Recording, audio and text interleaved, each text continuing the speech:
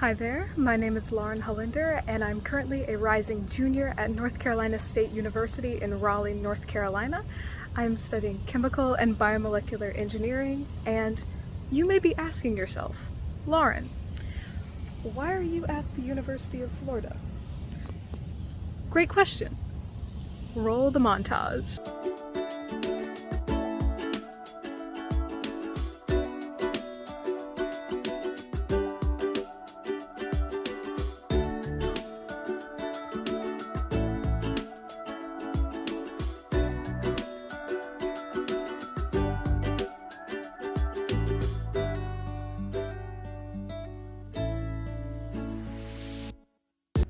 Earlier this year, I actually received the incredible opportunity to come down here to Florida for the summer and participate in the Chemical Engineering REU program at the University of Florida, one of the nation's top leading institutions in technology, research, and innovation. So this summer, I performed catalysis research here at the University of Florida in the Chemical Engineering Department under Dr. Helena Haglin-Weaver, as well as her two PhD students, Han-Chin Zhao and Lian Hisao. My project was mainly focused on synthesizing well-defined heterogeneous catalysts for parahydrogen-induced polarization NMR spectroscopy. And we also worked in conjunction with Dr. Bowers in the chemistry department, also here at UF. Now, our main goal for this project was to design and synthesize a catalyst that can add a parahydrogen to a carbon-carbon double bond. And why would we want to do this? Well, because if we can manage to do this, that would mean a 10,000 times increase in NMR signaling. And why does that matter?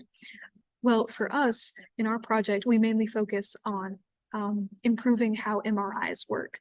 So can you imagine any piece of technology that works 10,000 times better than it already does? So our main purpose is for MRI scans, but this also has other uses widely in the medical field. You could use this for studying cancer and performing cancer research. You could use this for studying diseases that you contract, like malaria and tuberculosis, as well as for COVID. You could also study neuropsychiatric disorders like major depressive disorder and autism spectrum disorder, as well as Parkinson's disease. And this is also very important for creating better drugs and medicine for the future. And this research is not only applicable to the health field, but also as well as studying food and how to better our nutrition. This is also applicable to how we manage our land and our natural resources. Semiconductor companies also use NMR signaling to test their products. And really, many labs all over the country and all over the world use some type of imaging technology to perform their research. So this is applicable to really any field you could think of. A little bit of technical background. What is a heterogeneous catalyst? Really, heterogeneous catalysts are catalysts that are just in a different phase from their reactants and products that are in a reaction. So catalyst C here in the first reaction would be a heterogeneous catalyst because it is a solid, whereas the reactants and products are all gaseous. Whereas catalyst G would be a homogeneous catalyst because they are all in the aqueous phase. And what does it mean to be well-defined? That just means having a clear and accurate anatomical structure. And this is crucial in developing catalysts because any variation, even slightly in the catalyst, can make a catalyst not work at all. So it's very important. And I was able to be so hands-on in this lab. It was incredible. I learned so much here. I learned about atomic layer deposition, incipient wetness impregnation, and urea precipitation deposition. This is all very fun to perform hands-on in the lab.